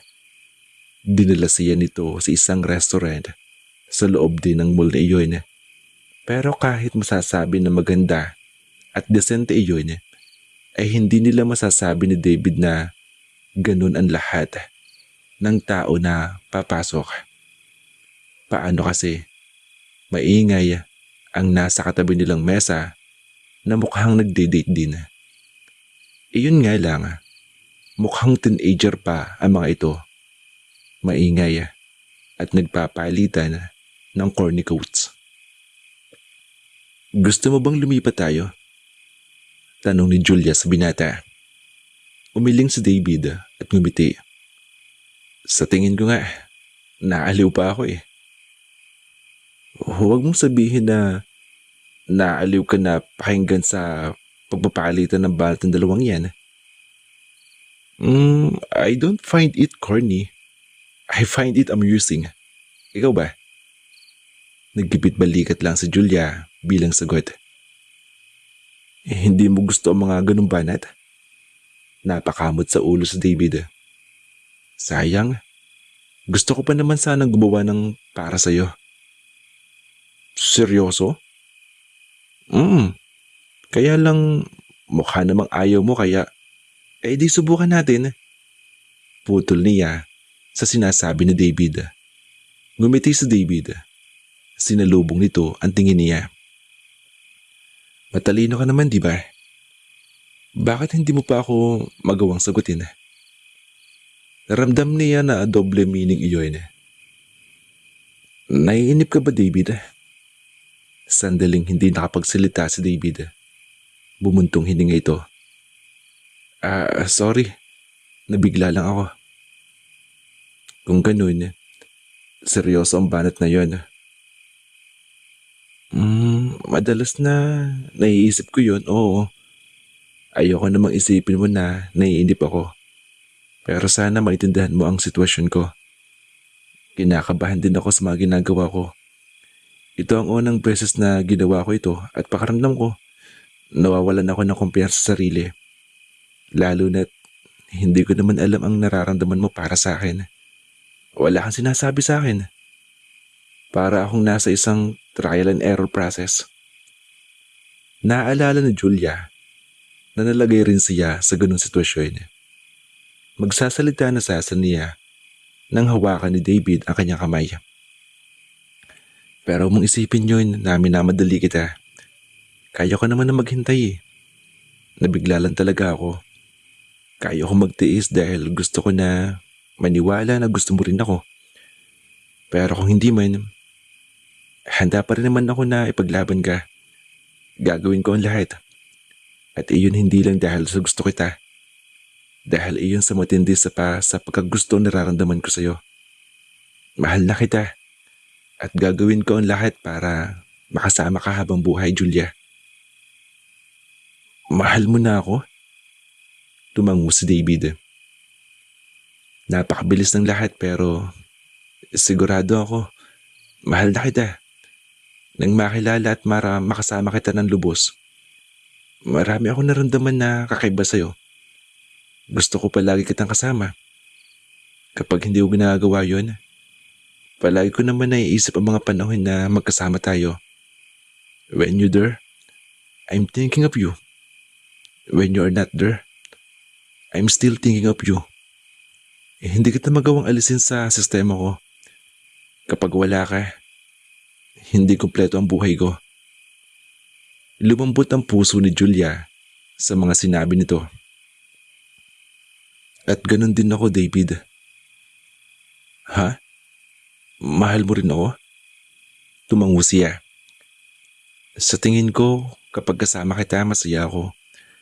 Kapag nakakausap at nakikita kita, kumpleto at buo na ang araw ko. Hinahawakan mo lang ako, parang may mga paru-paro na naglalaro sa tiyan ko. Hindi ko magawang maalis sa mukha ko ang ngiti kapag naiisip kita. Nagliwanag ang mukha ng binata. Kung ganun, tayo na ngayon? Nabubulol sabi nito. Saglit siyang natigilan. Gusto kita, David. Pakaramdam ko, mahal na rin kita. Pero pwede bang maghintay muna tayo ng ilang linggo bago natin umpisan ang relasyon na ito? Kumunot ang noo ni David. Anong ibig mong sabihin? Gusto ko sanang makapasa muna sa board exam bago ako magkaroon ng official na relasyon. Gusto ko munang maabot ang pangarap ko. Tumango ito. Naiintindihan ko.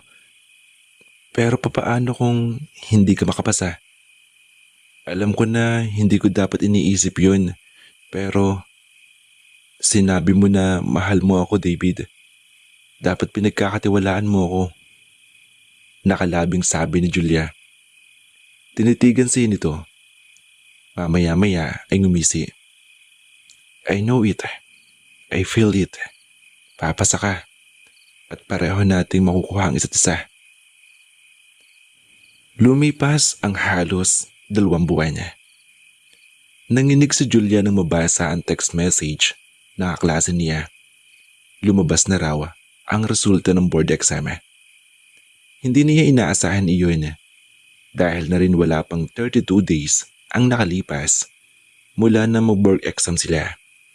Pero iniisip na lang ni Julia na baka napaaga iyon kaya ganun. Hindi sinabi ng kaklase ni Julia kung nakapasa siya o hindi. Sa tansya niya ay isang group message ang text. Kinakabahan siya. Nagtitiwala siya sa sarili. Pero alam niyang pwede pa rin siyang bubagsak. Hindi muna sinabi ni Julia sa mga magulang ang balita. Umalis siya sa bahay at nagpunta sa pinakamalapit na computer shop para makita ang resulta. Ganun na lang ang pagtili niya na makita ang listahan sa kanyang pangalan. Hindi na niya inisip kung ano ang iisipin ng ibang tao. Teacher Julia Reyes. Pwede na niyang matawag ang sarili ng ganoon. Natupad na niya ang pangarap. At bukod pa roon, magiging official na ang relasyon nila ni David. Boyfriend na niya si David dahil natupad na ang pangarap niya. Napakasaya niya. Umuwi agad siya para ipaalam sa pamilya ang magandang balita. Kagaya niya ay napakasaya rin ng mga ito. Niyakap siya ng mahigpit ng ina at ganun din na kanyang dalawang kapatid. Proud daw ang mga ito sa kanya. Tinawagan ng kanyang nanay ang tatay niya para ipaalam ang magandang balita. Oh my God! What wonderful news! Congratulations, Julia! Pupunta ako diyan sa bahay ngayon din. Bulalas ni David nang tawagan niya ito at sabihin ang magandang balita. Ha? Pero wala pang 5:30. 4 p.m. lang at alam niyang 5:30 pa ang out ni David sa trabaho. Wala rin silang plano magkita.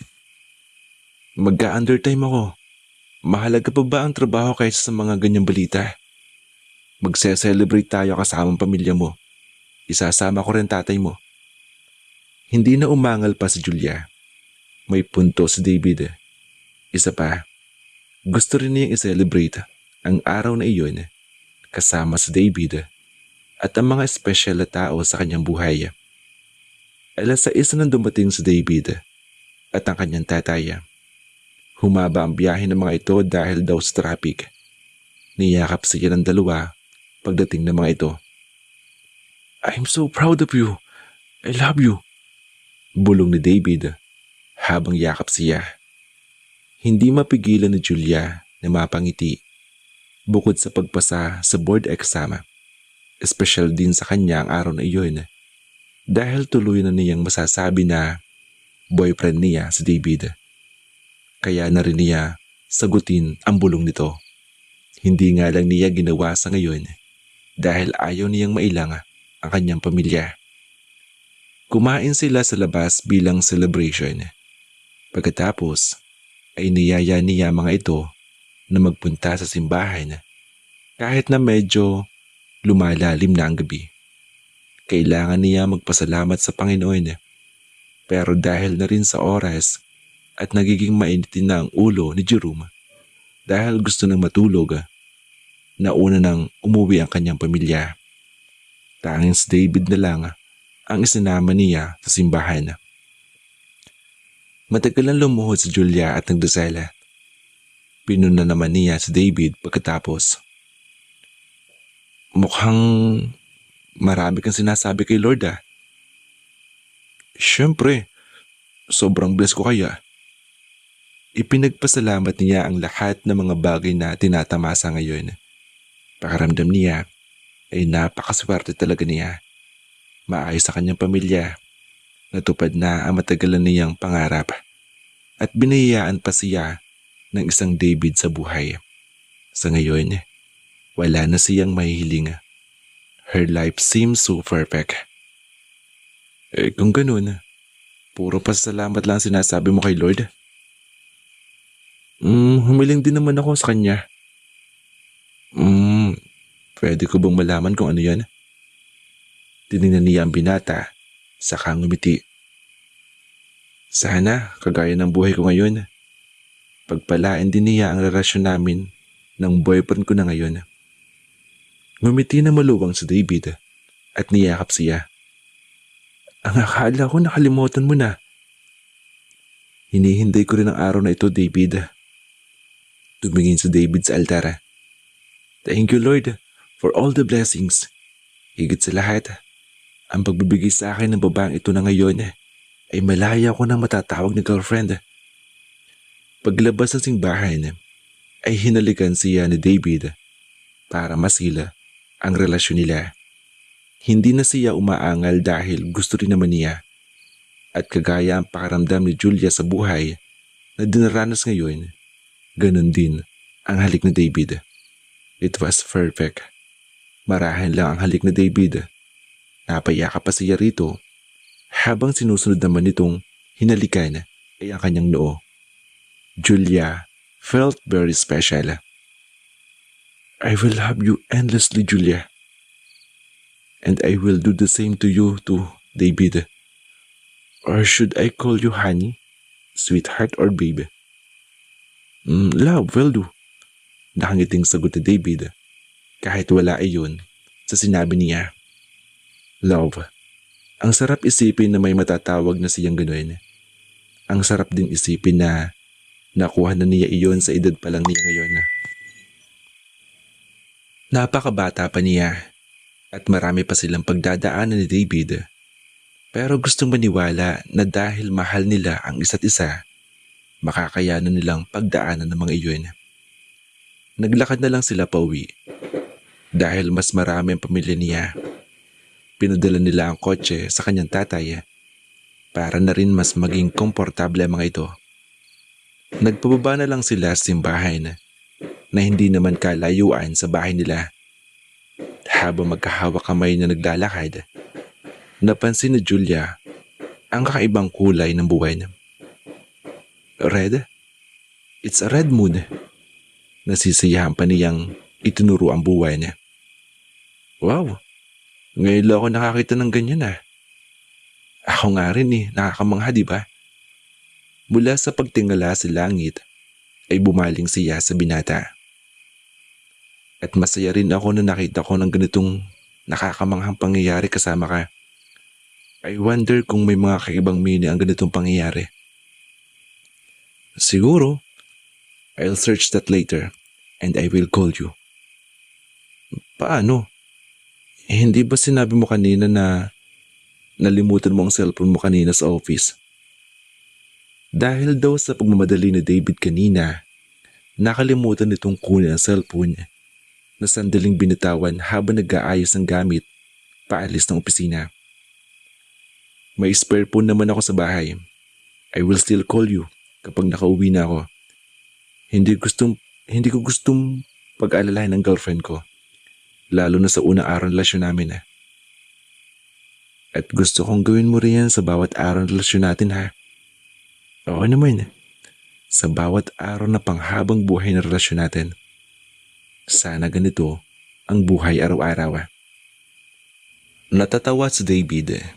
Naiwan niya ang cellphone sa opisina. Pero nagawa niyang ilagay sa baga ang kanyang iPad. Sa sobrang pagmamadali, hindi na niya inisip pa kung anong mailalagay sa baga. Dahil mahaba pa ang biyahe pabalik ng Maynila, napagpasya na lang niyang gamitin iyon para hindi mainip. Si Tatay Greg na ang nag-drive pa uwi dahil alam nitong pagod siya. Tatay Greg na ngayon ang tawag niya sa kanyang driver at ama ni Julia. Ngayon ay feel na pila niya iyon. Girlfriend na niya ang dalaga. Pagka-uwi sa bahay ni na Julia ay ibinalita nila sa pamilya nito ang tungkol sa kanilang relasyon. Kagaya ng damdamin nila, masayang masaya rin ang mga ito para sa kanila. It was a very special day indeed, especially when they saw a red moon. Naalala niya ang sinabi niya kay Julia na aalamin niya ang ibig sabihin niyon. Sinubukan niya mag-internet gamit ang iPad at naging matagumpay naman siya na mahanap ang ibig sabihin niyon. Pero hindi kinatuwa ang nabasa. Sumisimbolo raw ang isang red moon na may hindi magandang pangyayari ang mga ganap. Sandaling kinabahala iyon ni David. Hindi pala magandang ibig sabihin ng red moon, pero iniisip pa nila na special iyon. Pero bakit ba siya mababahala? Nagtitiwala siya kay Julia. Wala rin mangyayaring masama. Kakaumpisa lang nila. Hindi rin siya dapat nag-iisip ng gano'n. Mahal niya si Julia. Mahal na mahal. Hindi niya maisip ang araw na mawawala ito sa kanya. Hindi niya kaya. Sapat na ang mga dahilan na iyon para hindi siya mag-isip ng masama. He was blessed after all. Ano pa ang karapatan niya para mag-isip kung puro saya ang kanyang nararamdaman ngayon? Pero nang makabalik si David sa bahay nila, Doon siya naniwala na totoo ang Red Moon. Natagpuan niya si Amanda na nakatayo sa labas ng gate ng bahay nila. Madilim na madilim ang mukha. Nilapitan siya nito at namutla si David nang maisip ang dahilan kung bakit ganun ang itsura nito. 15 araw ng buwan ngayon. Friendship Day nila.